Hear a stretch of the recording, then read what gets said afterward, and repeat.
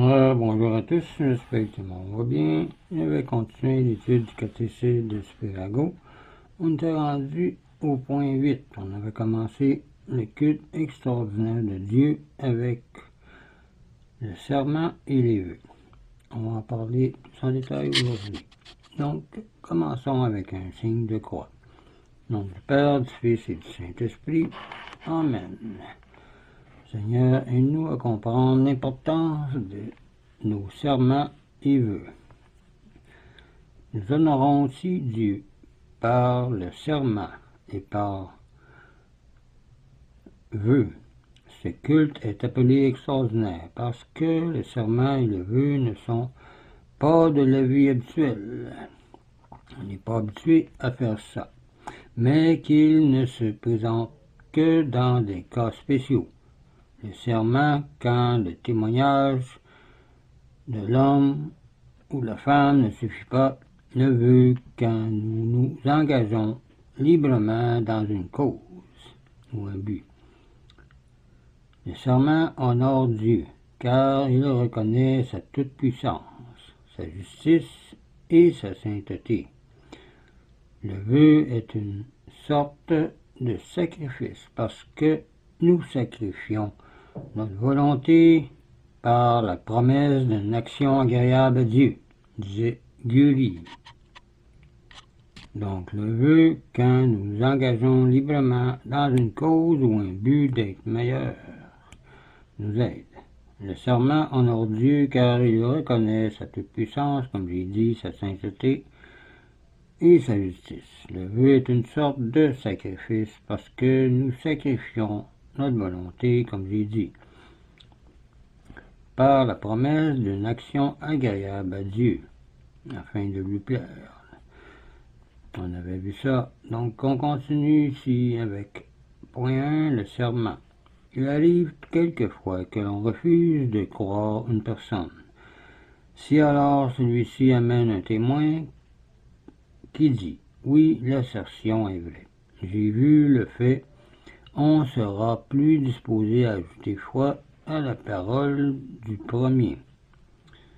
On le sera d'autant plus que ce témoin sera reconnu comme plus digne de foi.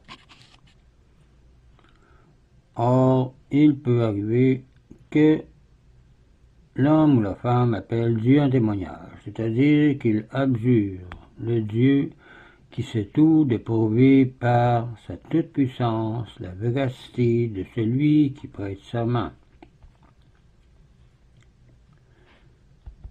Dans ce cas, les paroles de l'homme ou de la personne passent comme paroles de Dieu même. Le sceau a pour but de prouver l'authenticité d'un document.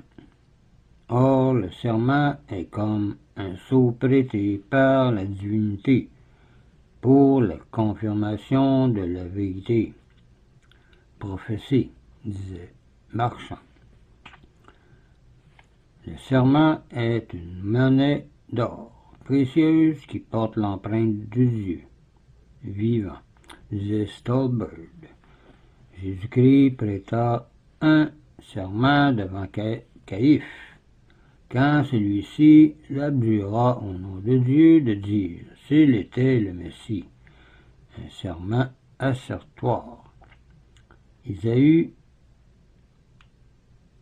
en échangeant son droit d'aînesse, prêta un serment aussi, qui confirma la sincérité de son engagement.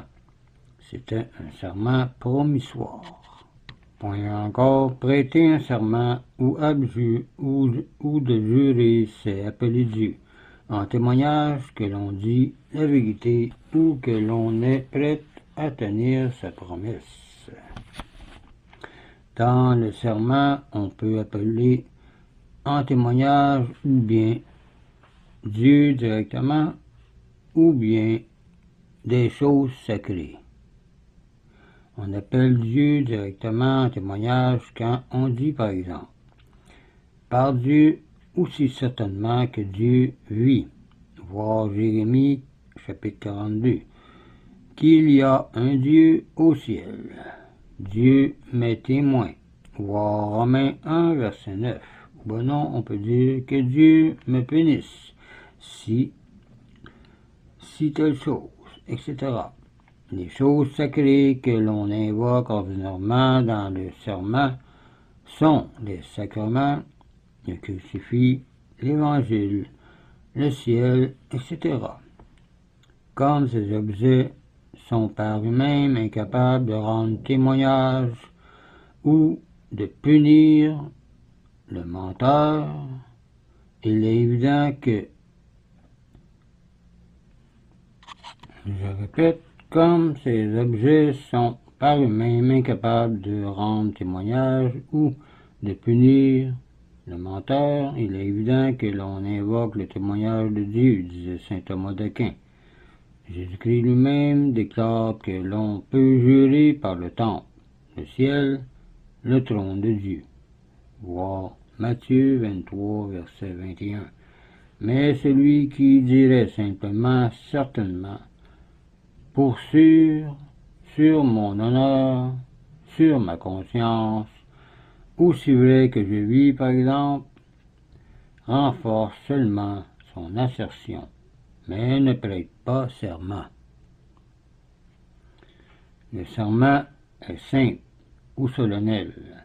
Le premier se rencontre dans les rapports ordinaires des hommes et des femmes, le second devant la justice ou les autorités, prestation du serment des fonctionnaires ou des troupes, etc.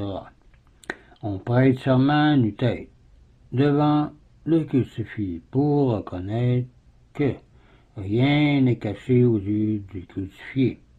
On lève les trois doigts de la main droite en l'honneur de la Sainte Trinité.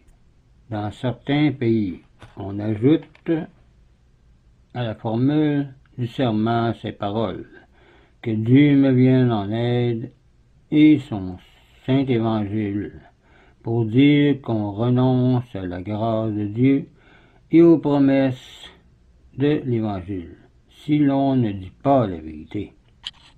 Les Juifs jurent la tête couverte, en mettant la paume de la main sur la Torah, qui est la loi, et cela, voir à la page 40, les vidéos 40 et 41.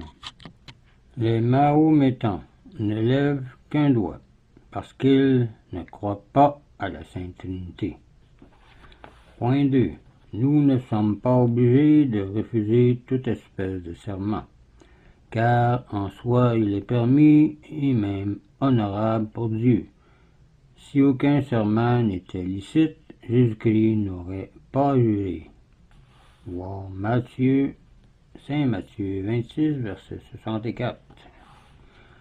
Dieu n'aurait pas juré à Abraham au mont Moria que sa descendance serait nombreuse, comme les étoiles du ciel et les grains de sable de la mer. Voir Genèse 22, verset 16. Saint Paul n'aurait pas si souvent aussi juré dans ses épîtres. Voir Romains 1, verset 9 et 1 Corinthiens 1, verset 23. En outre, le serment a un but honnête. Il sert à terminer des différends. Voir Hébreux 6, verset 16. Le serment est donc agréable à Dieu parce que par lui nous professons publiquement sa science, sa justice et sa puissance infinie. Des athées ne devraient donc pas être admis au serment. Dieu veut que nous jurions en cas de nécessité.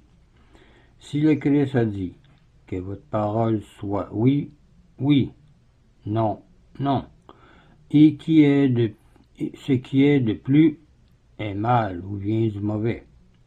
Or, Matthieu 5, verset 37, il attendait par là seulement détourner les pharisiens des serments frivoles auxquels ils étaient très portés à faire. Les catholiques n'ont donc aucune raison de refuser le serment en principe, comme le font certaines sectes.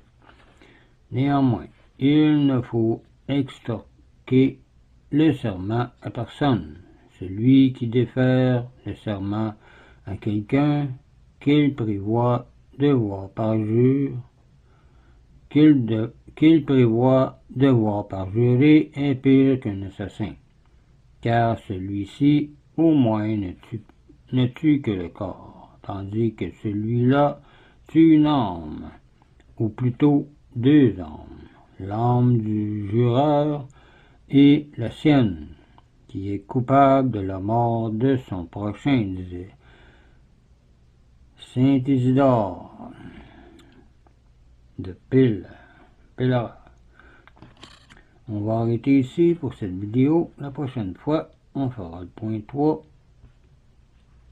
On dira on ne peut prêter serment que pour une raison grave, dans la vérité, l'équité et la justice. Voir Jérémie 4, verset 2. Donc, je vous laisse là-dessus. Je vous dis au revoir et union de prière.